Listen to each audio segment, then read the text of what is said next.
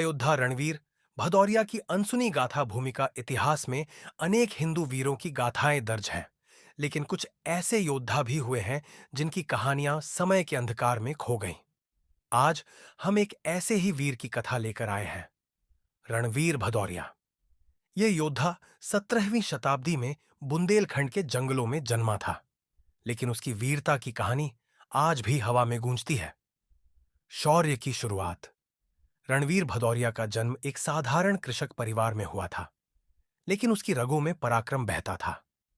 बाल्यकाल से ही उसे धनुष बाण और तलवार चलाने का शौक था। बुंदेलखंड के जंगलों में बसा उसका गांव मुगलों के अत्याचारों से पीड़ित था।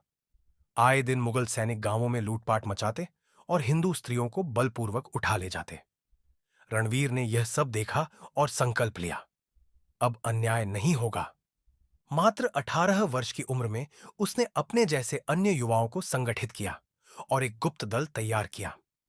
मुगलों से पहली भिड़ंत एक दिन खबर आई कि मुगल सरदार इनायत खां अपनी फौज के साथ पास के गांव पर धावा बोलने वाला है। रणवीर ने अपने सैनिकों के साथ जंगल में छिपकर रणनीति बनाई। जैसे ही मुगल सेना गांव में दाखिल हुई, रणवीर और उसके योद्धाओं ने उन पर बिजली की तरह हमला कर दिया। पेड़ों पर छिपे तीरंदाजों ने मुगलों पर बाणों की वर्षा कर दी और रणवीर खुद तलवार लेकर मुख्य सरदार से भिड़ गया। युद्ध भीषण था, लेकिन रणवीर के साहस के आगे मुगलों की सेना टिक न सकी।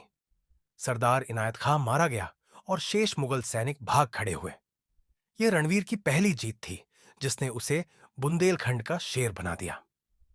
गुरिल्ला युद्ध की नई रणनीति। रणवीर ने खुली लड़ाई के बजाय गुरिल्ला युद्ध की रणनीति अपनाई। उसने जंगलों, गुफाओं और पहाड़ियों का उपयोग कर मुगलों के कई काफिलों को लूटा और हथियार अपने दल के लिए जुटाए। जल्द ही उसकी सेना 500 से अधिक योद्धाओं की हो गई।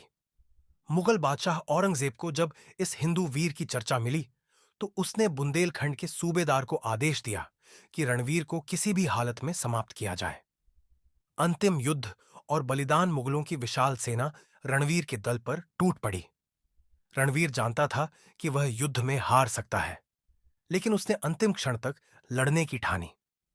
उसने अपने कुछ सैनिकों को, महिलाओं और बच्चों को सुरक्षित निकालने का आदेश दिया और स्वयं अपने कुछ घनिष्ठ योद्धाओं के साथ युद्ध भूमि में डटा रहा।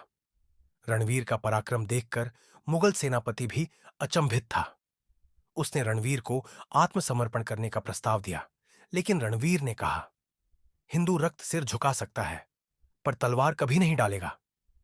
रणवीर और उसके शेष योद्धा रणभूमि में वीर गति को प्राप्त हुए, लेकिन उनकी शौर्य गाथा बुंदेलखंड के वीरों की जुबान पर अमर हो गई। रणवीर भदौरिया की विरासत आज भी बुंदेलखंड के कुछ गांवों में रणवीर की गाथाएं लोकगीतों में गाई जाती हैं।